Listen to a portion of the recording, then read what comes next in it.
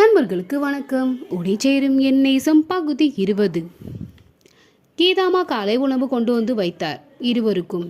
இது என்ன அறையிலேயே உணவா என்று சிந்தனை சென்றது சர்வாவிற்கு. இங்கே என்னதான் நடந்திருக்கு என்றதை கண்டிப்பாக அறிந்து கொள்ள வேண்டும், அதுவும் அவர்கள் அறியாமல் என்று நினைத்து கொண்டவன் அவளும் அவனை அழைக்க அமைதியாக சென்று உணவருக்க துவங்கினான். அவனோடு அமர்ந்தவள் சாப்பிட துவங்க அவளையும் கவனித்தாள். அவன் உண்டு முடிக்கும் வரை அமைதியாக இருந்தவள் முடித்த பின் ஆச்சரிய விழிகளுடன், அட செல்லமே, என்ன சிந்தவே இல்லை, வா, வர வர சூப்பராயிட்டே போறீங்க. அவனும் அப்போ இதுக்கு முன்னே ரொம்ப கேவலமாக தான் சாப்பிட்ருக்கோமோ என்று நினைத்து கொண்டான். குட், இதையே கண்டினியூ பண்ணுங்க என்று அவன் தலையை களைத்து விட்டு கன்னம் கிள்ளி விட்டு சென்றாள். இருவரும் உண்டு முடித்த பாத்திரங்களை எடுத்துக்கொண்டு அவள் சென்ற பின் கண்ணாடி முன்னே வந்தவன், என்னடா பண்ணி வச்சிருக்க, இவ புருஷனை பார்க்குற மாதிரியாவா பார்க்குறா, ஏதோ பிள்ளைய பார்த்துக்கிற மாதிரி பார்த்து பார்த்து செய்கிறா, பட் இன்ட்ரெஸ்டிங். அடுத்தவங்க பற்றி தெரிஞ்சுக்கிறதுக்கு முன்னே இவளை பற்றி தெரிஞ்சே ஆகணும், அதுக்காகவாவது அமைதியாக இருக்கணும் என்று நினைத்தவன் அன்று முழுவதும் அமைதியாக கடத்தினான். ஆனால் என்றும் சுறுசுறு என்று சுற்றி கொண்டு இருப்பவனுக்கு இந்த அறையில் அடைந்து இருப்பது கடினமாகவே இருந்தது. இருந்தும் அவளோடு இருக்கும் அந்த தனிமையை ரசிக்கத்தான் செய்தான். தான் இது நாள் வரை என்ன செய்தோம் என்று தெரியவில்லையே, அதனால் அமைதி காத்தான். ஆனால் அவளோ மதியத்திற்கு மேல் தன் லேப்டாப்பை எடுத்துக்கொண்டு அமர்ந்து விட்டாள். என்னதான் செய்கிறாள் என்று எட்டி பார்த்தான். ஏதோ வேலை செய்கிறாள் என்பது மட்டும் புரிந்தது. சரி என்று நகர்ந்தவன், நாம என்ன பண்றது என்று நினைத்து அங்கு இருந்த பந்தை எடுத்து வைத்துக்கொண்டு சுவற்றில் போட்டு பிடிக்க துவங்கி இருந்தான். சும்மா இருக்கிறது எவ்வளவு கஷ்டமா இருக்கு என்று நினைத்து கொண்டான். சத்தம் கேட்டு அவன் புறம் திரும்பியவளோ புன்னகையோடு, எடுத்தாச்சா, காலையிலேருந்து பாலை தொடல, ஃபைலை பார்க்கலையேன்னு நினச்சேன், பயத்தோடு இன்னும் இருக்கீங்களோன்னு பயந்துகிட்டே இருந்தேன், எல்லாம் சரியாயிட்டா என்றால் புன்னகை முகமாக. ஓஹோ, அப்போ இந்த வேலை தான் பார்த்துட்டு இருப்பேனா தினமும் என்று நினைத்தவன் அவளுக்கு ஒரு தலையாட்டலை பதிலாய் தந்துவிட்டு அங்கு அடுக்கி வைக்கப்பட்டிருந்த ஃபைலை எடுத்து பார்த்தான். அது பழைய ஃபைலாகவும் மற்றும் அதிகமாக வெறும் பேப்பர்களாகவும் இருந்தது. அதில் விட அதில் ஏகத்திற்கு கிறுக்கப்பட்டு இருந்தது. இது தன் வேலையாகத்தான் இருக்கும் என்று எண்ணிக்கொண்டான்.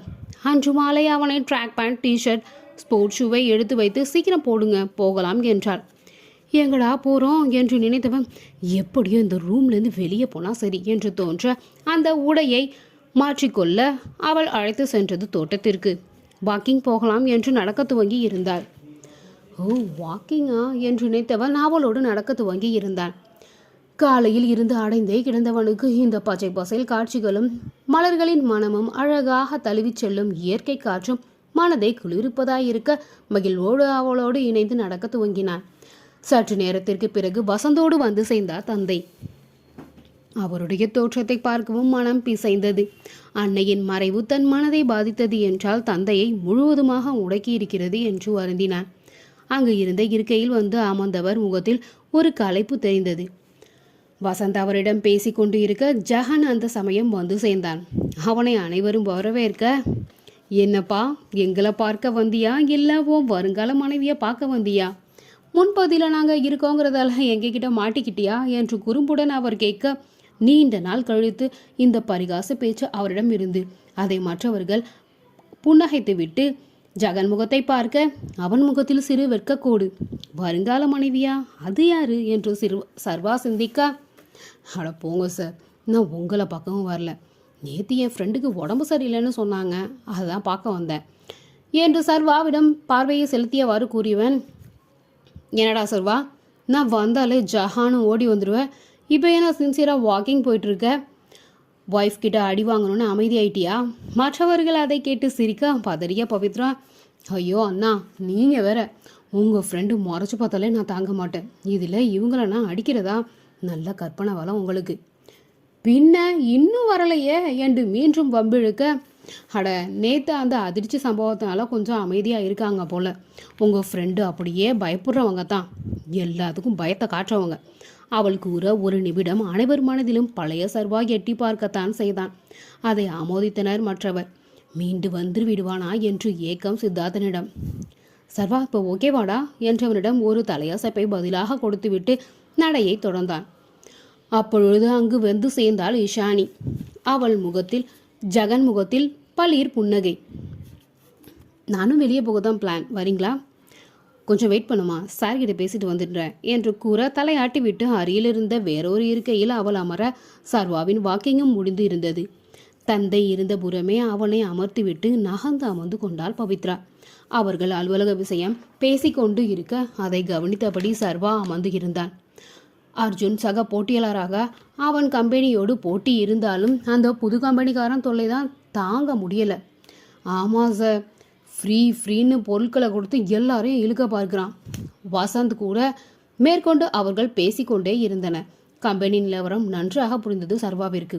அதிகப்படி லாபமும் இல்லாமல் நஷ்டமும் இல்லாமல் வியாபாரம் நேர்கோட்டில் பயணம் செய்கிறது என்று. இடையில் அவனுக்கு தண்ணீர் குடித்துவிட்டு சென்ற மனைவியின் பின் மனது செல்லாமல் இருக்க முடியவில்லை. உதடு பிதிக்கிய சித்தார்த்தன், அப்போவெல்லாம் நாங்கள் ஓடணும் ஜெயிக்கணும்னு தான் நினைப்போம். இப்போவெல்லாம் அடுத்தவன் காலை வாரி விட்டு தான் நாம் மட்டும்தான் ஜெயிக்கணும்னு ஓடுறாங்க என்றார் வருத்தத்தோடு. மற்றவர்கள் அதை ஆமோதித்தனர். சர்வா மனதில் பல கணக்குகளை போட துவங்கினான். இருந்தும் முழு விவரம் தெரியாதவரை நாம் தலையிடுவது சரியாகாது. இப்போதைக்கு தன் நிலை என்ன என்பது புரிந்த பிறகே இதை விட்டு வெளியேற வேண்டும் என்று எண்ணிக்கொண்டவன் அமைதி காத்தான். கீதாமா சூடான காஃபியோடு வர அனைவரும் எடுத்துக்கொண்டனர். சர்வாவிற்கு ஒன்றை எடுத்து கொடுத்தாள். சூடு என்பது பெயரளவில் மட்டுமே இருந்தது. காலையில் கூட இதே காப்பிதான்.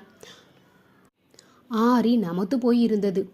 சரி, நாம தான் லேட்டாக குடிச்சிட்டோம் போல, ஆறிடுச்சு என்று நினைத்து இவன் இருக்க இப்பொழுதும் மற்றவர்களுக்கு சூடாதனாக வழங்கி இருக்க, அப்படின்னா தனக்கு மட்டும்தான் இப்படியா?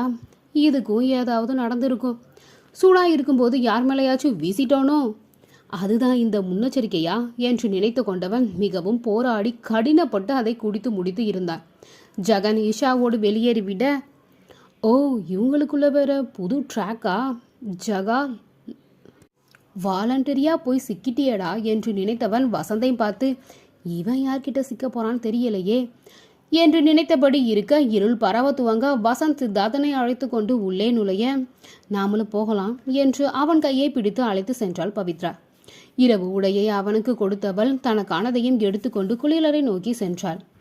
இந்த நாளை வைத்தே தான் எப்படி இருக்க வேண்டும் என்று அவன் தெரிந்து கொண்டிருந்தான். எத்தனை நாள் இருக்க வேண்டும் என்பது கேள்விக்குறியானது. சித்தார்த்தனை அறையில் விட்டுவிட்டு வசந்த் வெளியேறி இருந்தான். வேறு எங்கே? அந்த டிரைவரை தேடித்தான். அவனும் இப்பொழுது முழுமையாக நெருங்கிவிட்டான் என்றுதான் கூற வேண்டும். தினமும் அவன் அருகே சென்றான்.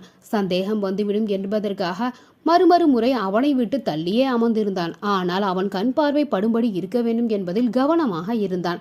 இவன் விரித்த வலையில் அவனும் கொஞ்சம் கொஞ்சமாக சிக்கினான். இவனது புலம்பலை கேட்டபடியே இருந்தவன் இவன் மீது பார்வை வைத்தபடியே இப்பொழுதெல்லாம் இருக்கிறான். இன்றும் வழக்கம் போல பாட்டிலோடு வந்து அமர்ந்து வசந்த் எந்த புலப்பமும் இன்றி அமைதியாக அமர்ந்து விட்டான். நீண்ட நேரம் அவனது அமைதியை பார்த்த முருகேசன் வசந்தை நோக்கி எழுந்து வந்தான். அவன் வருவதை ஓர பார்வையால் பார்த்தவனோ தன் அமைதியை மேலும் தொடர வசந்திற்கு எதிரே வந்தவன்தான் முருகேசன். அமரும் அரவம் கேட்கவும் கண்களை சுருக்கி அவனை நிமிர்ந்து பார்த்துவிட்டு மீண்டும் தலையை குனிந்து கொண்டான். உண்மை குடிமகன் கூட இப்படி நடிக்க முடியாது. குடிச்சவன் ஏன் நடிக்க போறான்? ஆமா, இங்கு உள்ள குடிமகன்களை எல்லாம் மீண்டும் மீண்டும் பார்த்து பழகி அதை உள்வாங்கி அதை போலவே நடிக்க துவங்கினான். முருகேசன் பேச்சை துவங்கினான். என்ன தம்பி, தினமும் புலம்பிட்டே இருப்ப, இன்னைக்கு உன்னையும் காணோம். ஏன் இன்னைக்கு சம்பள நாளா? இல்லையே, மாதம் பாதி போயிட்ட. எப்படி யோசிச்சாலும் இப்போவெல்லாம் சம்பளம் தர வாய்ப்பே இல்லை. என்னாச்சு என விசாரிக்க மீண்டும் நிமிர்ந்தவன் அரைக்கண்ணோடு, தினமும் புலம்புறானா? அப்படின்னா என்னை வாட்ச் பண்ணுறியாமா நீ? அப்போ என்ன பண்ண போகிற? ஃபாலோ பண்ணி என் காசுலாம் பிடுங்க போறியா? அப்படியெல்லாம் நினச்சிடாத, சல்லி பைசா கிடையாது என்கிட்ட கூறியவன் மீண்டும் குடிந்து விட, அட என்கிட்டயே நிறைய இருக்குப்பா, எனக்கு அதெல்லாம் வேணாம். 2 பேரும் ஒரே இனமாச்சேன்னு பேச வந்தேன். மீண்டும் நிமிர்ந்து பார்த்தவன், ஒரே இனமா? ஓ, 2 பேருமே குடியார பயலுக தான் சொல்ல வரியா? அட அது இல்லைப்பா, நானும் டிரைவர் தான், அதை சொல்ல வந்தேன். உடனே வியந்து பார்த்தவன், அட நீயும் டிரைவரான? வாணா வாணா, புது வீட்டுக்கு வந்திருக்க, சாப்பிட ஏதாவது கொடுக்கணுமே என்று பாக்கெட்டை தடவி விட்டு சுற்றும் முற்றும் பார்த்தவன் தன்னிடம் மீதி இந்த பாட்டிலை எடுத்து, சாப்பிடுங்க பாதி தான் இருக்கு, சாப்பிடுங்க என்று அதை நீட்ட, என்னது வீடா? அது சரி, வேலை முடிஞ்சா இங்கே தானே நேராக வரும், வீடு தான் என்றவன், நீ குடிப்பா நமக்கு போதும் என்று கூற, அப்படியாண்ணா சரிண்ணே என்று அந்த கோலாவை முற்றிலுமாக எடுத்து காலி செய்து இருந்தான். தப்பி தவறி அவன் எடுத்து குடித்து விட்டால் உண்மை விளங்கி விடுமே, அது சரக்கு பாட்டில் இல்லை கோலா என்பது. அதனாலேயே குடித்து முடித்தவன் அந்த டிரைவரிடம், நீ யார் வீட்டுக்கு நான் ஓட்டுற? நமக்கு கார் இல்லை தம்பி, லாரி. விழிவிரித்து வியந்தவன், ஓ அப்போ நீ பெரிய டிரைவர் தானே, நமக்கு கார் தானே. ஐயய்ய, அந்த பொழப்ப வச்சுக்கிட்டு நான் போடுற பாரு, தெய்வத்துக்கே கண்ணீர் வந்துடும். சத்தமாக சிரித்தவனும், அதுதான் தினமும் புலம்புறியப்பா. நான் எங்கே புலம்புறேன், என்ன புலம்ப வச்சிட்டானீங்களே. அண்ணா, பக்கத்து தவத்துக்கு போகிறதுக்கு காரில் போகலாம், பக்கத்து வீட்டுக்கு போகிறதுக்கு காரா? சூப்பர் மார்க்கெட்டுக்கு போக காருக்கு போகலாம், தெருமுனையில் உள்ள பொட்டி கடைக்கு காரா? முடியலை, என்னால் முடியலை. அவன் மீண்டும் புலம்ப, சரி தம்பி, நான் எனக்கு தெரிஞ்ச இடத்துல எல்லாம் சொல்லி வைக்கிறேன், உனக்கு வேலை வாங்கி தரேன் என்றான். அண்ணே, தெய்வம்ண்ணே, நீ தெய்வம்ண்ணே என்றான். அவன் நினைத்தது போலவே அந்த குமரேசனோடு நெருங்கி விட்டான். இனி கொஞ்சம் கொஞ்சமாக பேசி அவன் வாயில் இருந்தே உண்மையை வெளிவர வைக்க வேண்டும் என்று எண்ணிக்கொண்டான் வசந்த். இந்த கதை உங்களுக்கு பிடிச்சிருந்தா தொடர்ந்து கேட்டுட்டே இருங்க.